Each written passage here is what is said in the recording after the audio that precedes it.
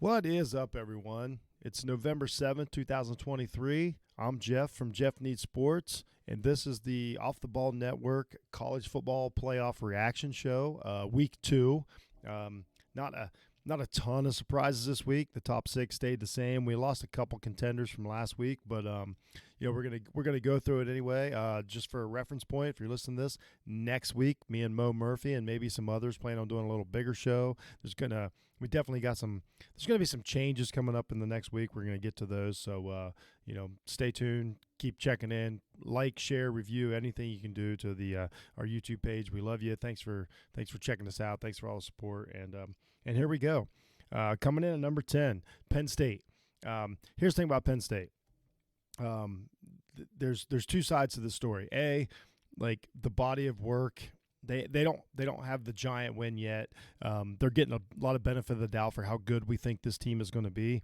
But the sneaky thing about Penn State, and if you're a dedicated college football fan, lunatic like me, then you know this. But a lot of people may not know. Penn State quietly controls their fate because they already have the tiebreaker locked in for the Big Ten East here. So they've got Michigan coming up this weekend. If they can beat Michigan, they eliminate Michigan essentially outside of an upset from Big Ten contention. So at that point, they would just be begging for Ohio State to beat Michigan.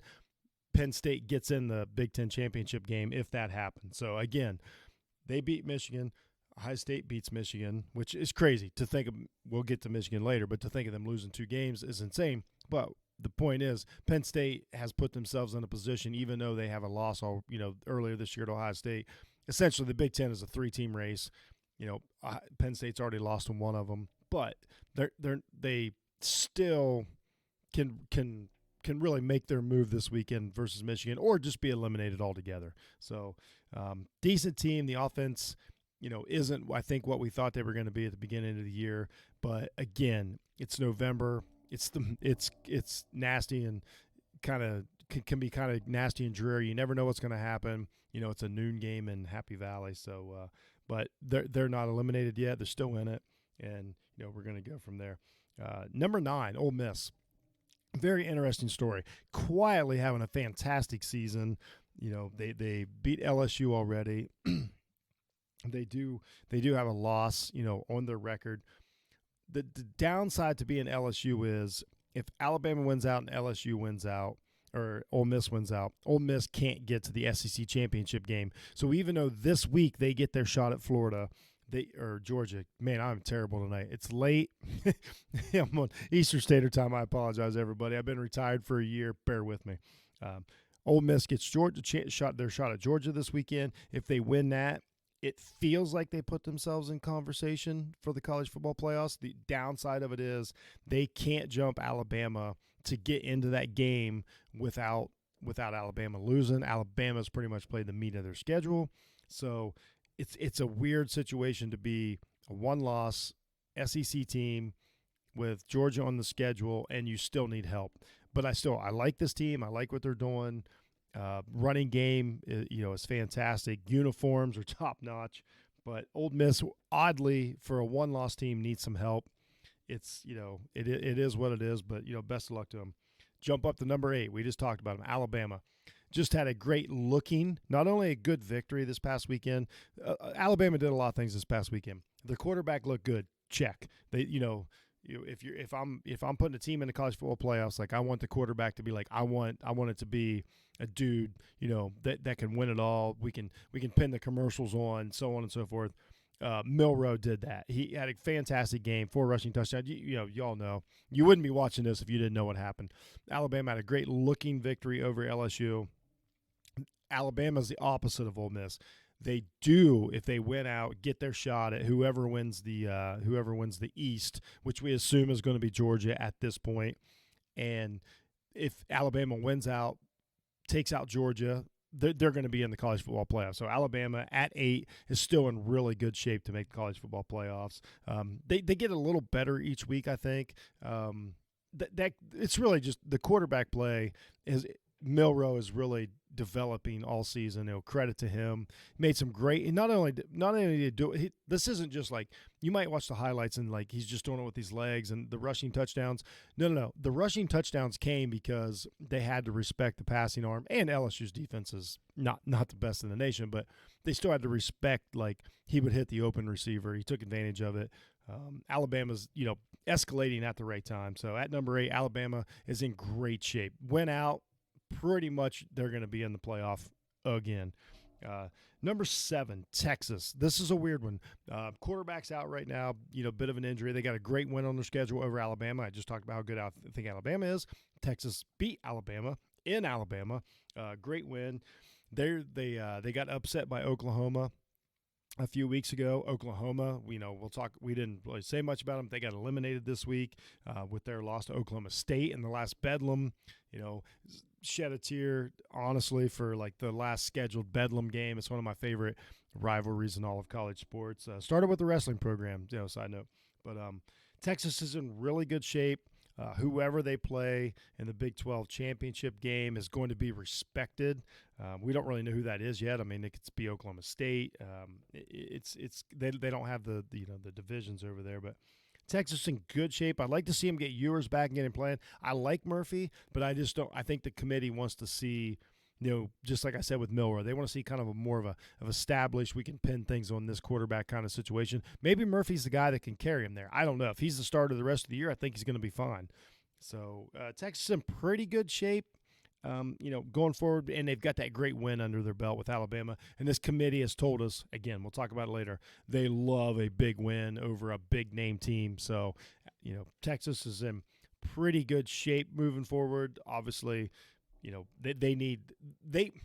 don't just need the teams to fall. They already know a certain amount of teams above them are going to fall just because of the way things lay out. So, Texas not in bad shape. Number 6, Oregon. This is kind of a weird one here. Oregon is this team that, we all watch them, and every week we're like, I think the wrong team won that, the Oregon-Washington game. The Washington won by, at the very end. Great game, one of the best games of the season. And then we watch Oregon, we're like, oh, it's the eye test. They just keep bringing it up. It's the eye test, the eye test, the eye test. That's great. I do. I look at Oregon, and I'm like, I'm glad they're not in the Big Ten this year. I just happen to be an Ohio State fan, just if you don't get that. But then the other side of it is, like, Oregon also doesn't have that win.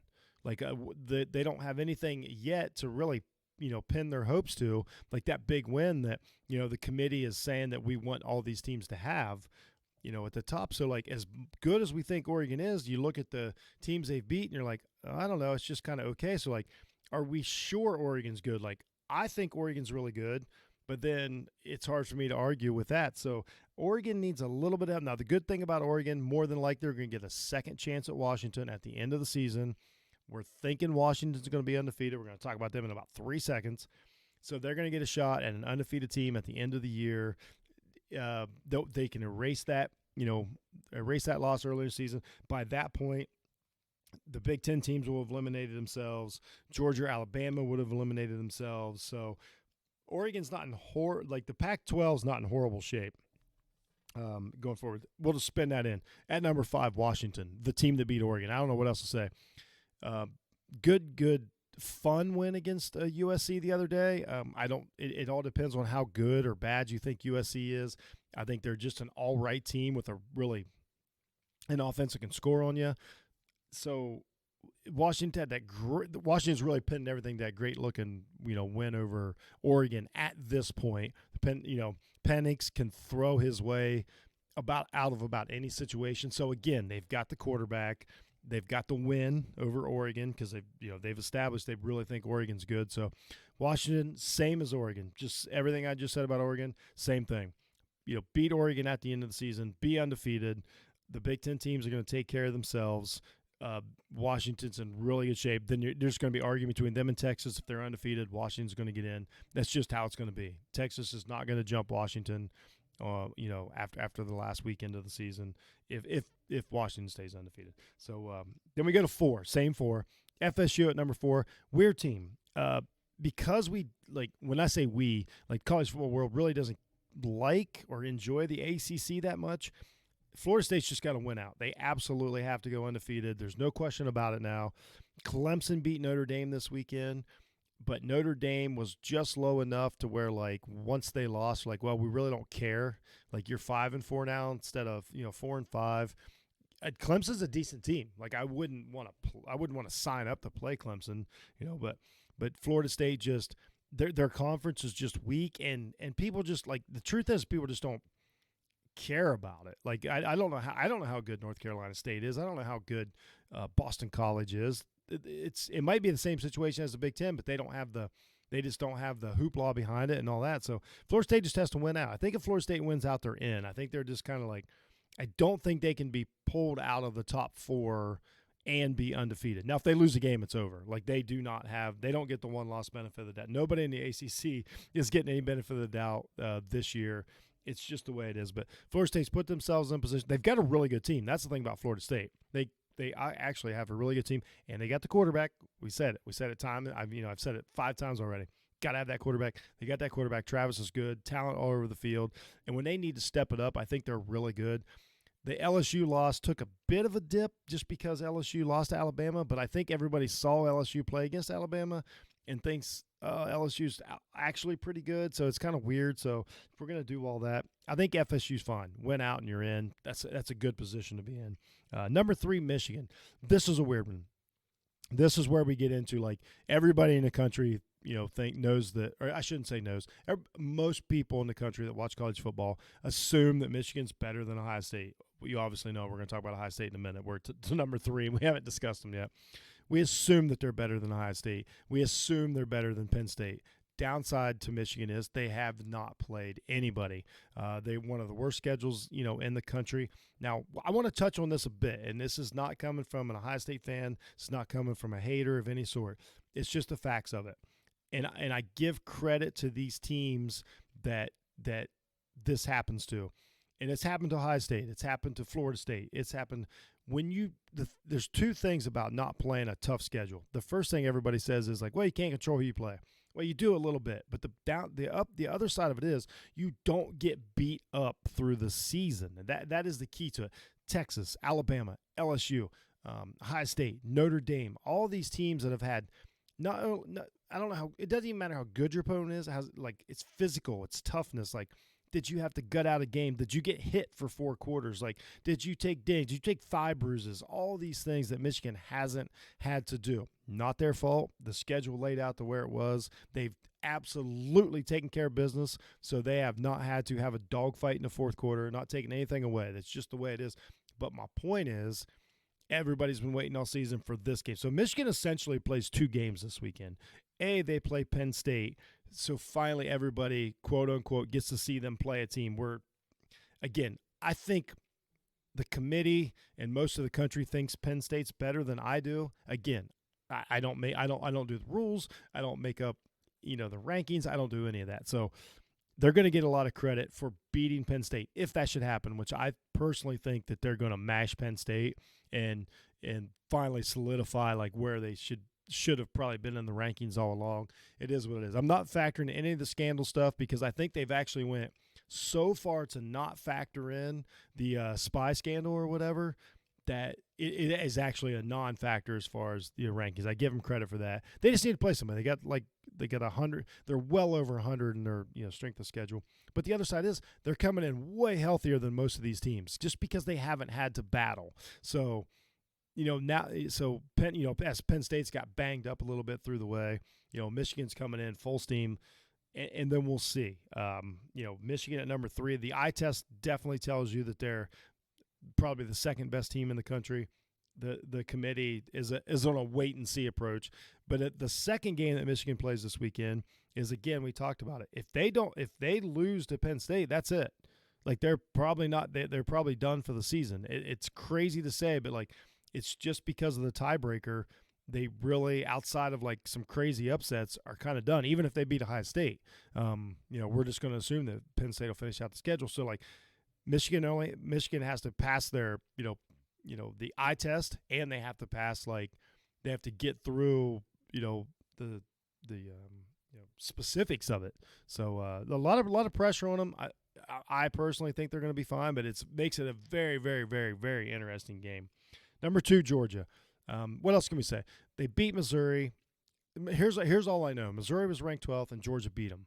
After the game, people tell me like, "Wow, Missouri's overranked." And what I have not had a chance to watch a ton of Missouri football. I think they're a very talented team. I think they're a pretty good team. Going into that game, I was more impressed with the Georgia victory over Missouri than most people were. But I got to be honest with you. They, I think their schedule's better than people think. I don't I don't care how really when you're a really good team. So I talked about this today. When you're a really good team, I really don't care what you look like because you don't need style points. You're not fighting for anything. So if you fall asleep a little bit against South Carolina, Georgia Tech, whoever, I don't really care because it's not all on the line, as opposed to like what is your best? And Georgia's ceiling is so high. The best I saw him play this year was against Kentucky. Kentucky's a good football team, not a great football team. But when I saw Georgia turn it up and execute against Kentucky, I was like, nobody can beat that team at that moment. Beck's getting better every week. He's growing as a quarterback. By the end of the season, like he looks exactly like another 4 or 5 star that Georgia brings in. I think Georgia's fine. I personally, Jeff from Jeff Needs Sports thinks Georgia's better than most of the country. We're not going to find out for a few weeks. I expect them to walk through the rest of the season. If Old Miss gives them a test, and if they have trouble stopping the run, or if they lose, then of course we're having a different conversation next week. But it will be interesting. So it does make the Ole Miss Georgia game very interesting this weekend. Again, I think that Georgia. My biggest thing about them is they got to be furious. They haven't lost in 2 years. They've won 2 consecutive national championships. They're again, they're clearly undefeated this year.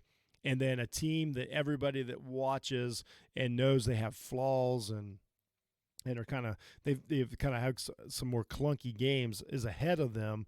To me, that makes a very, very talented team a little bit angry. So I would not be surprised if they whoop Ole Miss this weekend just to kind of flex their muscles and not be scared of the number 1 spot and go for it.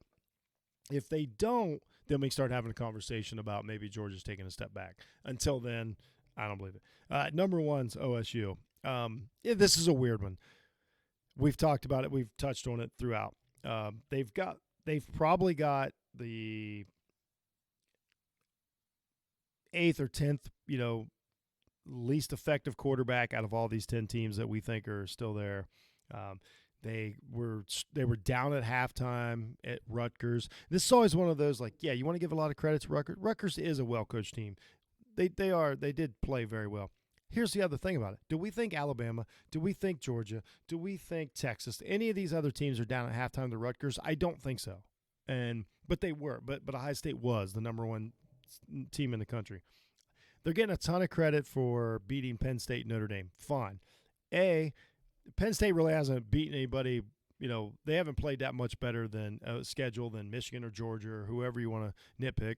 Notre Dame just lost to Clemson, who a week ago we were saying Clemson was done and Dabo might be, his job might be in danger. Now all of a sudden, we're still clinging on to Notre Dame's great, and Ohio State needed the very last play of the game to beat them. What I would assume, here's my guess of what's going to happen this way. I'll just give you a prognostication. I think Penn State's going to get housed, and then I think Georgia, at least Georgia, maybe Michigan is going to jump Ohio State this week because I assume Ohio State will come out and look clunky and they haven't been great in the red zone. Injuries, they don't play injured guys, so there's gonna be a ton of guys not playing. Ohio State just plays they really play assuming they're going to go to the playoffs, which I get that because if you do, that's great, and it worked. It really did work out last year. I mean, they played their best in the playoff game, but I don't know how long you can keep doing this. And it's just one of these. It's a weird number 1 to where 2 weeks in a row, barely anybody thinks Ohio State's the best team in the country, but 2 weeks in a row they're the top-rated playoff team in the country.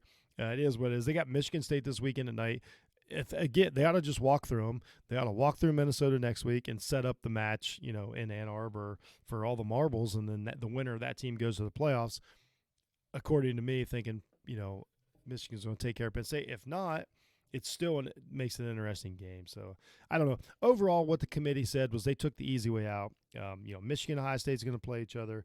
Washington and Oregon's going to get a shot at each other again. Alabama, Georgia are going to figure it out. FSU's the only team they just need to win and get in. Everybody else has like to knock off somebody else. So this time next week, we're talking about Ole Miss, Georgia, Penn State, Michigan.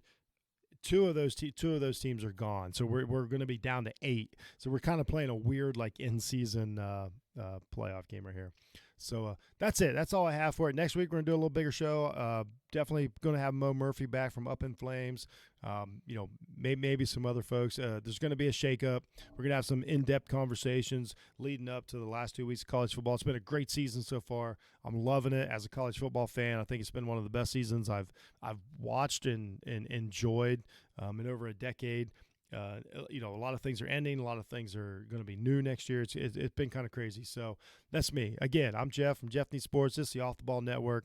Please like, share, everything you do. You know the spiel. We appreciate it. And, keep up with everybody else over here at OTBN. And we're out.